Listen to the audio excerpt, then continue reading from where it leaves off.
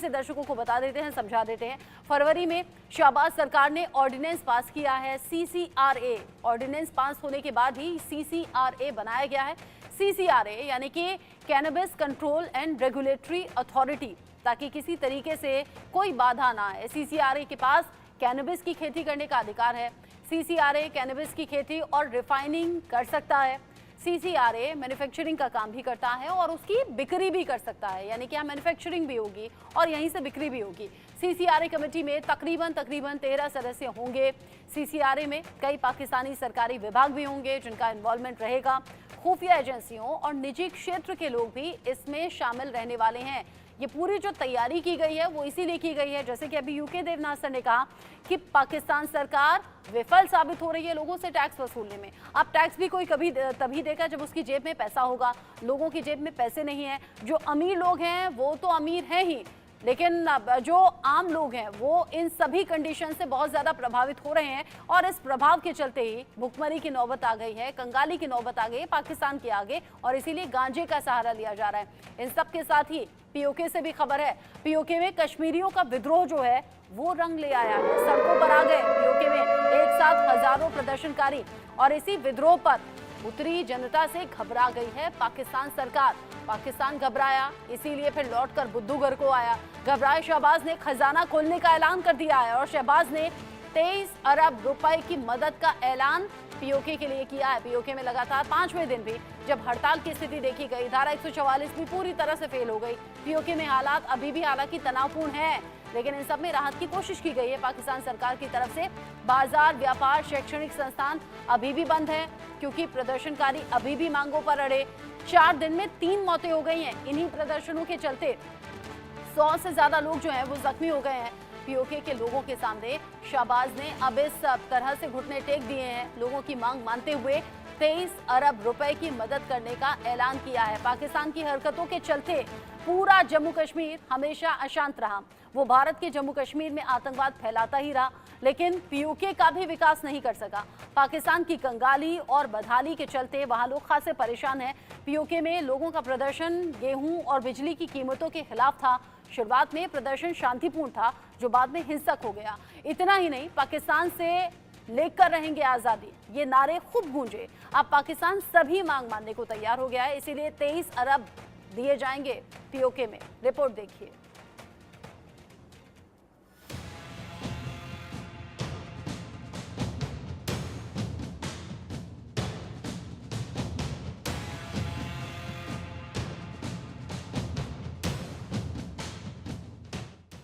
POK में पाकिस्तान मुर्दाबाद मुर्दाबाद नारों की गूंज।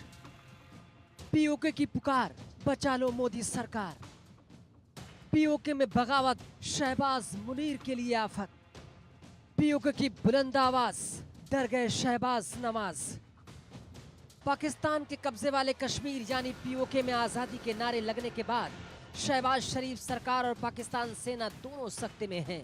पाकिस्तान के अत्याचार के खिलाफ POK की जनता जिस तरह खड़ी हो गई है, उसने पाकिस्तानी नीति निर्माताओं को तनाव मिला दिया है। हजारों की संख्या में कश्मीरी लोग POK में जगह जगह सड़कों पर उतर गए हैं, तो पाकिस्तान को POK के हाथ से निकल जाने का डर सताने लगा है। POK में विरोध को दबाने के लिए पाकिस्तानी दमन चक्र शुरू हो चुका है। चप्पे चप्पे पर भारी पुलिस बल तैनात कर दिया गया है। ऐसे में पाकिस्तानी रेंजर्स और फ्रंटियर कोर को भी लगाया गया है। POK के सभी 10 जिलों में इंटरनेट और मोबाइल सेवाएं बंद कर दी गई हैं।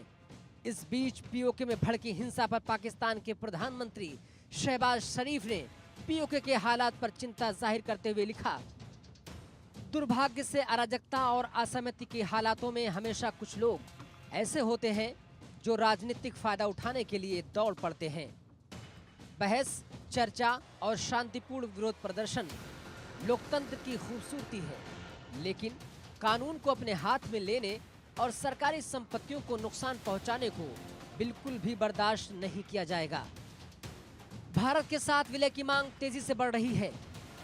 बगावत पर उतरे लोगों ने भारत में मिलान के लिए जगह जगह पोस्टर भी लगा रखे हैं। पोस्टर में साफ साफ लिखा है कि कश्मीरियों की एक आवाज, खुद मुख्तारी या हिंदुस्तान।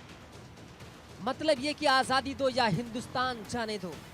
ये पोस्टर पाकिस्तान की खोखली एकजुटता को उजागर कर रहा है। पीओके में हिंसा, आगजनी और बगावत को देखते हुए शहबाज ने हाई लेवल मीटिंग बुलाई है, जिसमें पीओके की मौजूदा हालात पर चर्चा होगी।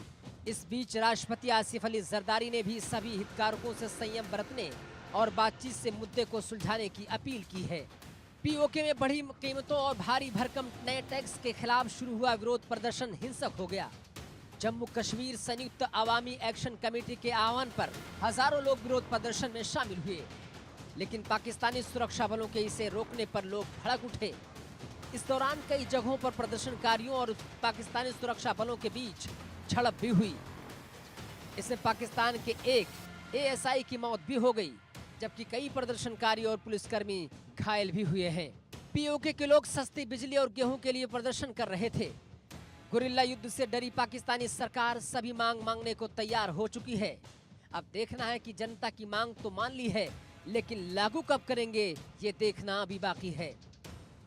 Bureau report, India news.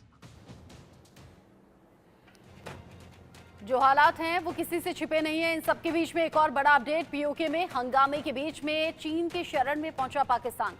हाथ से खिसकता हुआ देखकर शहबाज ने चीन से गुहार लगाई है, क्योंकि पीओके जब हाथ से खिसकेगा, यानी कि पीओके में जिस तरीके से लोग मांग कर रहे हैं, जैसे सड़कों पर आ गए हैं, ऐसे में चीन के पास शरण लेने पहुंचा है पाकिस्तान। पीओके में हलचल के बीच चीन की यात्रा पर इशाक डार हैं। ऐसे में पाकिस्तान के उप प्रधानमंत्री इशाक डार पहुंचे हैं बीजिंग। 4 दिन तक बीजिंग में कई मुद्दों पर मंथन करने वाले हैं, बात करने वाले हैं। दोनों पक्ष आर्थिक और व्यापारिक अलग अलग मुद्दों पर बात होगी, चर्चा होगी। सीपीईसी परियोजना पर भी खास तौर पर बातचीत होने वाली है। पीओके में मचे हंगामे का भी जिक्र इशाक डार करने वाले हैं। जब ये जिक्र होगा तो क्या पीओके में कोई सोल्यूशन चीन की तरफ से निकाला जाएगा, ये अहम सवाल बना हुआ है।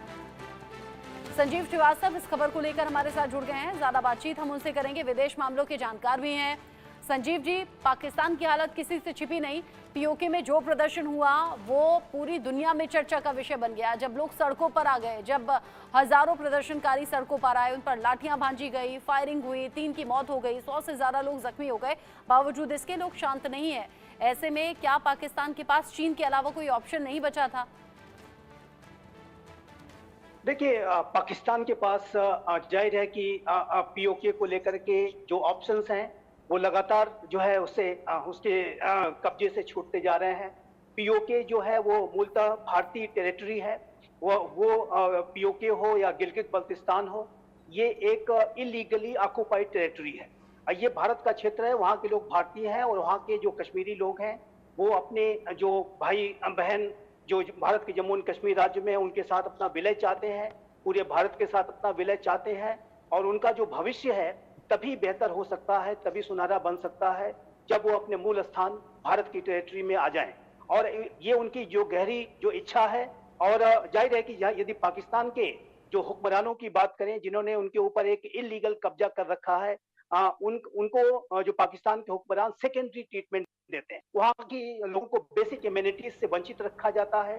शिक्षा हो, स्वास्थ्य हो, रोजगार हो, हर तरीके की जो बेसिक सुविधाएं होती हैं उनसे उनको वंचित रखा जाता है। साथ ही साथ जो पीओके और गिलगित बल्तिस्तान की जो प्राकृतिक संसाधन है उसका जो दोहन भी करने की कोशिश की जाती है। और जब कभी भी पीओके के लोग इसके विरुद्ध आवाज उठाते हैं तो उनके ऊपर दमन होता है, शोषण बर्बरता की जाती है, डिसअपीयरेंसेस होते हैं, हत्याएं होती हैं, महिलाओं के साथ बदसलूकी की जाती है और हर तरीके की उनके ऊपर जो शोषण होता है। तो जो जाहिर है कि पीओके के जो लोग हैं उनको बहुत अधिक समय तक दबाया नहीं जा सकता। और ऐसा लगता है कि जिस तरीके के विरोध प्रदर्शन सामने आए हैं कि पीओके के लोग अपने जो हकों को लेकर के, अपने अधिकारों को लेकर के और अपनी जो मूल उनकी जो मंशा है भारत में विलय की, उसको लेकर के अब जागरूक हो गए। और इसकी वजह से जो पाकिस्तान के हुक्मरानों को अब हर तरीके की जो उनके ऊपर दमनकारी नीतियां थी उनको लागू करने में उन्हें दिक्कतों का सामना करना पड़ रहा है। जहां तक रही चाइना की बात, तो चाइना का पीओके को लेकर के जाहिर है कि उसका भी कोई लोकस स्टैंडर्ड नहीं है। चाइना चाह करके भी पीओके के लोगों की इच्छा का दमन नहीं कर सकता। जाहिर है कि पाकिस्तान ने पीओके की टेरिटरी को गिरवी रखने का ही कार्य किया है। पूरे पाकिस्तान को वो सीपीईसी के माध्यम से चाइना को गिरवी रखते जा रहे हैं। चाइना अगर सीपीईसी के माध्यम से जो पैसे लगा रहा है वो लोन के पैसे हैं। ये पाकिस्तान के जो हुक्मरान हैं जो कि इन पैसों का भी अपने हितों के लिए इस्तेमाल करते हैं, भ्रष्टाचार के लिए इस्तेमाल करते हैं, वो जाहिर है कि चाइना की साजिश को नहीं समझ पा रहे क्योंकि हैं। चीन चाइना बिना एक मतलब के किसी की उपनिवेशवादी मदद राष्ट्र करता है। ही नहीं है, अपना मतलब उसमें देखता है, विस्तारवादी सोच के लिए जाना जाता है, और अगर पाकिस्तान की किसी भी कंडीशन से वो मदद करता है तो उसमें अपना फायदा जरूर देखेगा। ये चीन की फितरत है, एक एक इंच जमीन हड़पता है और फिर आगे बढ़ता है। इसीलिए चीन दुनिया भर में बदनाम भी है अपनी इन हरकतों के चलते। यूके देवनाथ सर, जो हालात अभी पाकिस्तान में बने हुए हैं, पीओके में बने हुए हैं, शहबाज झुक गए, 23 अरब देने के लिए तैयार हो गए, इधर मांगे मान ली गई, फिर भी चीन के पास शरण लेना, चीन से बातचीत करना, वहां से मदद की उम्मीद करना, ये फिर दोगला चेहरा है पाकिस्तान का जो रह रहकर सामने आता है। भारत के साथ भी तो ऐसा ही करता है। जी हाँ, पाकिस्तान जो है अभी दो जगह से फंडिंग से बचा हुआ है, जिंदा है, सांस ले रहा है। क्योंकि एक तो चीन जो है उसको कड़ी शर्तों पर लोन देता है, लेकिन ये कड़ी शर्तें पाकिस्तान के हुक्मरानों को समझ में नहीं आ रही है। दूसरी चीज यह है कि पाकिस्तान जो है अरब कंट्रीज में जाते हैं, यूएई में जाते हैं, सऊदी में जाते हैं, अपने कटोरे में 1-2 बिलियन डॉलर्स कटोरे में लाके अपना देश चला रहे हैं। चिंता का विषय यह है कि चीन ऐसे मौकों का भरपूर फायदा उठाता है। चीन जब पाकिस्तान को लोन देता है तो 2-3 चीजें करता है तुरंत। एक, वो बोल देता है तुम्हें हवाई जहाज चाहिए, फाइटर एयरक्राफ्ट चाहिए, जैसे JF-17 उनके एयरफोर्स में है, अब J-10 बना रही है चीन, तो बोलता है हमसे खरीदो। तो चीन क्या करेगा, अब पाकिस्तान की एयरफोर्स को एक फाइटर विमान दे देगा और पाकिस्तान के पास जो बचे कुचे पैसे हैं वो खींच के ले जाएगा as payment for those fighter aircraft. इस तरह से चीन पाकिस्तान को 8 सबमरीन बनाने के लिए मदद कर रहा है। मजे की चीज है कि ये सबमरीन बनेंगे तो पाकिस्तान में असेंबल होंगे पाकिस्तान में, लेकिन इसका जो पूरा पैसा है वो पाकिस्तान सरकार की बजट से, जो कि चीन से ही लोन में मिला था, पाकिस्तान सरकार अपने बजट से वो खींचकर वापस चीन को दे देती है। तो एक बड़ी सी पाकिस्तान अद्भुत चक्रव्यूह में गिर गया है, चीन के पंजे में आग जकड़ लिया गया है। जब भी पाकिस्तान के नेता चीन में जाते हैं ठीक कह रहे हैं वो आप। उनसे बातचीत करते हैं, लेकिन और फिर भी पाकिस्तान ये कोशिशें रह रहकर करता है कंगाली की कगार पर। और इसी बीच एक और बड़ा अपडेट, कंगाली से परेशान पाकिस्तान बेचेगा हथियार। पाकिस्तान के JF-17 को मिल गया है नया खरीदार, जिसका जिक्र अभी कर भी रहे थे यूके देवनाथ सर। इराक के हाथों पाकिस्तान बेच रहा है JF-17 थंडर। इराक एक नहीं बल्कि 12 JF-17 थंडर खरीदेगा। JF-17 को खरीदने वाला 5वां देश बना है इराक। पाकिस्तान और इराक के बीच में ये समझौता बड़ा माना जा रहा है, और इसी समझौते के तहत क्या कंगाली से जो परेशान आ गया है पाकिस्तान, उसे राहत मिल पाएगी? ये सवाल बड़ा है। संजीव जी, राहत मिलेगी क्या? देखिए, पाकिस्तान की जो आर्थिक जो उसकी दयनीय स्थिति है वो इतनी ज्यादा गंभीर है कि इस तरीके के जो कुछ डिफेंस एक्सपोर्ट के उसका सोल्यूशन निकलने नहीं जा रहा है पाकिस्तान की। और यही कि ये जो डील पूरी हो रही है उसके पीछे चाइना की पूरी बैकिंग है। चाइना उसमें भी अपने हित देखेगा, उसमें भी अपने तरीके की जो उसकी जो उसके इंटरेस्ट है उसको फुलफिल करने की कोशिश करेगा। JF-17 जो कि चाइना का ही जो है विमान है, और जाहिर है कि पाकिस्तान और चाइना का जो एक नेक्सस है उससे ये भी पता चलता है कि किस तरीके से इवन की डिफेंस एक्सपोर्ट के डोमेन में चाइना की पाकिस्तान के संदर्भ में गहरी पकड़ हो गई। तो ये जो पाकिस्तान की जो पूरी अर्थव्यवस्था पर और उसके जो पूरे एक्सपोर्ट सिस्टम पर भी किस तरीके से चाइना अपने कब्जे को स्थापित करता जा रहा है, ये इस बात को भी दर्शाता है। और इससे पाकिस्तान को कोई ज्यादा बड़ी राहत नहीं मिलने वाली है। वो उसी तरीके की राहत होगी जिस तरीके की जो लोन वगैरह के माध्यम से जो चाइना और अन्य जो देशों के माध्यम से है, सबसे बड़ा जो लोन है IMF देता है। तो ये जो कोई पाकिस्तान की अगर अर्थव्यवस्था को अगर सुधारना है तो पाकिस्तान को इसके लिए बड़े कदम उठाने होंगे। जो अपने अंदर के जो टैक्सेशन के जो रिफॉर्म्स है उसको करने होंगे, जो भ्रष्टाचार की जो तंत्र है उसको खत्म करना होगा। लेकिन ऐसा लगता है पाकिस्तान जो भी बड़े कदम उठा ले, जो भी बड़े कदम उठा ले, नतीजा उनका सिफर ही रहता है। पाकिस्तान की हालत कभी ना सुधरे हैं, ना सुधरते हुए दूर दूर तक दिख रहे हैं, अनुमान ऐसा ही है।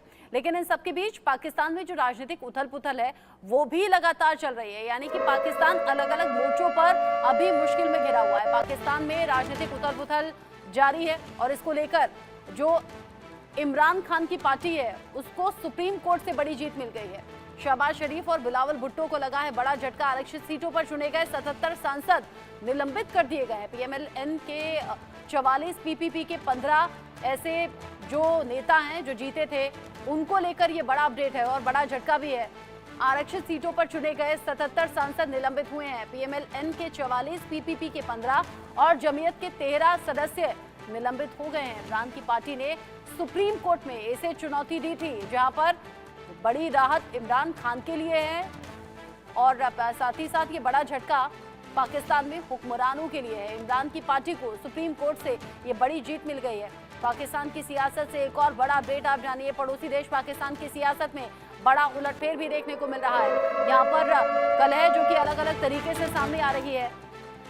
इसी कलह के बीच में एक बड़ा अपडेट भी है। शहबाज शरीफ ने अध्यक्ष पद छोड़ दिया है। शहबाज के पीएमएल-एन का अध्यक्ष पद छोड़ने से भूचाल की स्थिति अभी आ गई है पाकिस्तान की सियासत में। नवाज शरीफ संभालेंगे अब पीएमएल-एन की कमान। पीएमएल-एन ने 28 मई को बुलाई है बैठक। इसमें नया चीफ चुना जाएगा। लंदन से 2023 में पाकिस्तान वापस लौटे नवाज शरीफ और ऐसे में जब बड़ी जिम्मेदारी मिलने की बात, यानी कि ट्रांसफर होने की बात नवाज शरीफ पर आ रही है, तो क्या ये राजनीतिक उथल पुथल और ज्यादा बढ़ जाएगी? UK Debnath sir. पाकिस्तान में जो हो रहा है वो तो जग जाहिर है कि बहुत ही हास्यास्पद है। लेकिन अच्छी बात यह है कि पाकिस्तान की जो जुडिशरी है वो अभी तक कुछ हद तक उनकी डेमोक्रेसी को बचाने की कोशिश कर रही है। पाकिस्तान की जुडिशरी मेरे ख्याल से लास्ट वो दीवार है जो कि पाकिस्तान की आर्मी और आईएसआई से देश की जो नॉर्मल प्रजातंत्र लोकतंत्र है उसको बचा रही है। अब जो ये डिसीजन दिया है इससे कितना साफ साफ हो गया है कि सारे ये पीएमएल के और दूसरी गवर्नमेंट की सपोर्ट में जो ये पार्टियां हैं, इन सब लोगों ने चालाकी से अपने अपने कैंडिडेट को खड़ा किया, उनको जितवाया, जिसके लिए कि उन्होंने साम दाम दंड भेद हर तरह की चालाकियां की। एक और चीज जो है, पीएमएल-एन के अंदर एक अंदरूनी कलह भी है। शहबाज शरीफ जो हैं वो प्राइम मिनिस्टर हैं, लेकिन उनकी जनता तक कोई पहुंच नहीं है। पीएमएल-एन अगर खड़ा है पाकिस्तान में, वो पूरी तरह से नवाज शरीफ के वजह से खड़ा है। तो पाकिस्तान की सरकार जो है वो हिल रही है, डगमगा रही है, और जिस दिन आर्मी और आईएसआई चाहेगी कोई ना कोई बहाना, और ये जो डगमगाहट है ये अभी रुकेगी नहीं, ऐसा लगता है। पाकिस्तान के पास कोई विकल्प नहीं है इस परेशानी से बचने का या उबरने का। आप रहिएगा हमारे साथ में। इस बीच एक और बड़ा अपडेट मिल रहा है और बड़ी जानकारी मिल रही है, वो रूस और यूक्रेन से जुड़ी हुई है। रूस के आगे टिक नहीं पा रही है यूक्रेनी सेना। जो यूक्रेन की तबाही है वो ये बड़ी गवाही पिछले 2 साल से ज्यादा वक्त हो गया है दे रही है। यूक्रेन ने दूसरा बड़ा शहर भी गवा दिया है। रूसी सेना यूक्रेनी शहरों को एक एक करके तबाह कर रही है, पहले तबाही और फिर कब्जा करती है। हथियारों की कमी से युद्ध में पिछड़ रही है यूक्रेनी सेना। साथ ही साथ सेना भी नहीं है। युद्ध के लिए हालात अभी विपरीत हैं। रूस की जीत से राष्ट्रपति पुतिन गदगद नजर आ रहे हैं और पुतिन जो पीछे हटने को तैयार नहीं हुए, व्लादिमीर ज़ेलेंस्की जो घुटनों पर आने के लिए तैयार नहीं हुए, और उसी का नतीजा रूस और यूक्रेन दोनों तरफ से भुगता जा रहा है। लेकिन यूक्रेन में बड़ी तबाही जो कि अब अस्तित्व पर सवाल है। संजीव जी, ये जो यूक्रेन और रशिया के बीच का युद्ध है ये आगे भी चलता रहेगा, और यद्यपि कि रशिया को कुछ टैक्टिकल गेन्स अभी वर्तमान स्थितियों में जरूर हो रहे हैं, कुछ टेरिटरीज पर उनका कब्जा हुआ है, लेकिन चूंकि ये जो लड़ाई है ये वास्तविक रूप से देखें तो रशिया यूक्रेन के बीच की नहीं है, बल्कि इसमें महाशक्तियां लड़ रही हैं। और ये जो महाशक्तियां हैं इनडायरेक्ट तरीके से लड़ रही हैं।